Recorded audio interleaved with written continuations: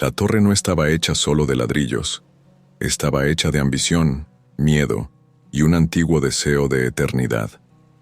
En medio de las llanuras de Sinar, un pueblo unido decidió construir un edificio que llegaría a los cielos. Pero eso no fue solo arquitectura, fue una declaración. No solo estaban construyendo un edificio, sino que estaban difundiendo un mensaje. No seremos dispersos, seremos como dioses. En el relato del Génesis, es en este punto donde aparece una de las intervenciones más curiosas y abruptas de Dios. Ni plagas, ni ángeles, ni fuego del cielo, solo una decisión rápida, confundir el idioma, y entonces todo se detiene. La obra monumental es abandonada, los trabajadores se dispersan y el sueño de la ascensión queda enterrado en las arenas del tiempo. Pero la pregunta que resuena hasta el día de hoy es, ¿por qué? ¿Qué tenía de amenazante esa torre que llevó al Creador a interferir directamente? El texto bíblico nos dice que nada de lo que pretendan hacer les será impedido. ¿Pero qué estaban intentando exactamente? ¿Fue solo una obra de ingeniería? ¿O hubo un proyecto más profundo de poder, centralización y reemplazo de lo divino? Si te interesan temas como historia antigua, cultura bíblica y grandes enigmas de la humanidad, suscríbete al canal y activa las notificaciones. Aquí, cada detalle tiene contexto. Cada historia tiene profundidad y ninguna historia se cuenta a medias. La Torre de Babel no nació de la nada. La ubicación, identificada como Sinar, se refiere a la región de la antigua Babilonia, en el actual territorio de Irak. Esta civilización fue una de las primeras en dominar el arte de la urbanización, la escritura cuneiforme y la ingeniería monumental. Los zigurats, estructuras escalonadas que imitaban montañas sagradas, eran comunes en esta región. El más famoso de ellos, Etemenanki, que significa el fundamento del cielo y de la tierra, fue construido en Babilonia, y muchos estudiosos lo asocian directamente con el relato de Babel. Estas torres no eran edificios ordinarios, eran estructuras religiosas, centros de culto y, al mismo tiempo, símbolos del poder imperial. Representaban la conexión entre dioses y hombres, un puente cósmico donde la cima tocaba el cielo y la base establecía la autoridad en la tierra. Al construir un zigurat a escala global, los habitantes de Sinar no solo intentaban llegar a Dios, intentaban establecer control sobre lo divino. Controla el lenguaje, controla el espacio, controla el cielo. Hay un detalle sutil en el texto. Dicen, construyámonos una ciudad y una torre cuya cúspide llegue al cielo, y hagámonos un nombre para no ser dispersados. La preocupación por el nombre es reveladora. En la cultura antigua, el nombre no era solo identidad, era poder, memoria y dominio. Al querer hacerse un nombre, no buscaban simplemente reconocimiento. Querían autonomía narrativa. Querían definir su propia historia sin depender del creador. En el fondo de este deseo se encuentra la figura de un hombre misterioso, Nimrod. Aparece en el Génesis como un poderoso cazador ante el Señor, fundador de ciudades como Babel, Erech y Nínive.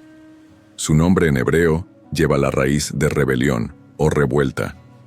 Más que un líder político, se lo presenta como un símbolo de una centralización agresiva. La torre pudo haber sido idea suya, un monumento al poder humano, al control absoluto, a la unificación forzada. Pero Dios ve algo más allá de lo visible. Él ve el corazón detrás de la ingeniería y decide que debe parar, no con la guerra, sino con la confusión, una confusión que rompe la lengua única pero preserva la diversidad. Eso interrumpe la torre, pero preserva a la humanidad. Y así cae Babel, no a través del colapso estructural, sino a través de la implosión del significado. El silencio que siguió al derrumbe de la torre fue más profundo que el sonido de los ladrillos al caer. Era el silencio de la incomprensión. Una comunidad que alguna vez habló con una sola voz ahora estaba fragmentada en docenas de sonidos desconectados. La construcción fue interrumpida, pero la ruptura no fue física, fue cultural, mental, existencial. Dios no destruyó la torre con un rayo. Destruyó la torre desconectando sus pensamientos. Este idioma único no era solo un medio de comunicación. Era un sistema completo de ideas, valores y mando. La uniformidad lingüística funcionó como un engranaje ideológico. Quien controlaba las palabras, controlaba el pensamiento. Y quien centralizó el pensamiento, centralizó el poder. La Torre de Babel representó una convergencia radical del propósito humano, sin frenos, sin contrapunto, sin diversidad. Era una máquina de unificación que amenazaba con transformar a la humanidad en una entidad única, predecible y manipulable. El problema nunca fue el sindicato mismo. El riesgo reside en la uniformidad que elimina el disenso, en la centralización que enmascara la libertad, en la ambición que se disfraza de progreso. Cuando todos empiezan a hablar de la misma manera, a pensar de la misma manera y a querer las mismas cosas, el espacio para la diferencia desaparece. Y cuando lo diferente desaparece, también desaparece la esencia de lo humano. Ante este escenario, la antigua decisión divina de confundir lenguas cobra un nuevo significado. No fue solo un acto de limitación, sino una especie de preservación. Al impedir que la humanidad siguiera un camino de unificación total, Dios puede haber salvaguardado algo esencial: la libertad de existir fuera del molde dominante.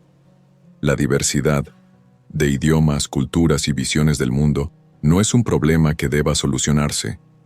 Es un componente vital de la experiencia humana. La confusión de Babel no fue el fin del desarrollo humano, sino el comienzo de la complejidad. A partir de ahí surgieron historias paralelas, trayectorias autónomas, descubrimientos no centralizados, personas que florecieron con diferentes visiones del tiempo, la espiritualidad y la organización social. Si todos hubieran seguido el mismo modelo, tal vez la creatividad y la noción misma de elección se habrían sofocado. La intervención divina, en este caso, parece menos punitiva y más pedagógica, no para detener el progreso, sino para reorientarlo. Curiosamente, tradiciones antiguas fuera del texto bíblico también hablan de una torre o de una época en la que los humanos hablaban el mismo idioma.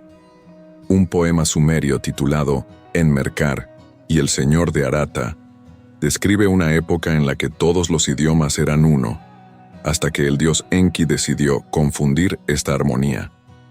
La similitud con el relato bíblico sugiere que el recuerdo de esta ruptura estaba presente en varias culturas antiguas, como si la humanidad, en algún momento, supiera que el exceso de unidad tiene un precio. Pero si Dios no teme el avance, ¿por qué intervenir? Quizás porque la torre no era un símbolo de cooperación, sino de exclusión. Un proyecto que pretende unificarlo todo bajo una única narrativa, inevitablemente deja fuera a quienes no encajan. Dios no destruye la ambición humana, la redirige. Desvía el camino del totalitarismo a la pluralidad, incluso si eso significa más ruido, más caos, más diferencias, porque la libertad, para ser real, necesita permitir el riesgo de estar en desacuerdo. Incluso hoy vivimos rodeados de nuevas formas de Babel, proyectos que intentan organizar el mundo en un único sistema, un único lenguaje moral, un único formato para el éxito. La torre sigue en pie, pero ahora dentro de las estructuras invisibles que definen lo que es aceptable o no. Quizás por eso la historia de Babel sigue siendo tan relevante. No se trata solo del pasado lejano, es un espejo del presente, un recordatorio de que no todo progreso es elevación y no toda unidad es paz. El verdadero problema no era la altura de la torre, sino la intención en el corazón de quienes la construyeron.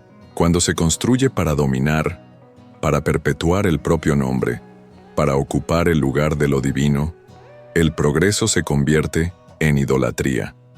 Pero cuando construimos para servir, colaborar, expandir la dignidad humana, entonces no hay altura que Dios no nos permita alcanzar. Babel cayó sin que se moviera una piedra. Cayó porque el lenguaje que lo sustentaba perdió su significado. Y quizás la pregunta que queda sea, ¿qué torre estamos construyendo ahora? ¿Y de qué está hecho? ¿Orgullo o propósito? Si disfrutas de las investigaciones que combinan la historia, la Biblia y el pensamiento crítico, este canal es el lugar indicado para ti. Deja un me gusta, suscríbete y activa la campanita para no perderte los próximos videos. Ya estamos preparando el próximo episodio y traerá preguntas tan desafiantes como esta. El problema nunca fue el sindicato mismo. El riesgo reside en la uniformidad que elimina el disenso, en la centralización que enmascara la libertad, en la ambición que se disfraza de progreso. Cuando todos empiezan a hablar de la misma manera, a pensar de la misma manera y a querer las mismas cosas, el espacio para la diferencia desaparece. Y cuando lo diferente desaparece, también desaparece la esencia de lo humano. Ante este escenario, la antigua decisión divina de confundir lenguas cobra un nuevo significado. No fue solo un acto de limitación, sino una especie de preservación. Al impedir que la humanidad siguiera un camino de unificación total, Dios puede haber salvaguardado algo esencial: la libertad de existir fuera del molde dominante. La diversidad de idiomas, culturas y visiones del mundo no es un problema que deba solucionarse. Es un componente vital de la experiencia humana. La confusión de Babel no fue el fin del desarrollo humano, sino el comienzo de la complejidad. A partir de ahí surgieron historias paralelas, trayectorias autónomas, descubrimientos no centralizados, personas que florecieron con diferentes visiones del tiempo, la espiritualidad y la organización social.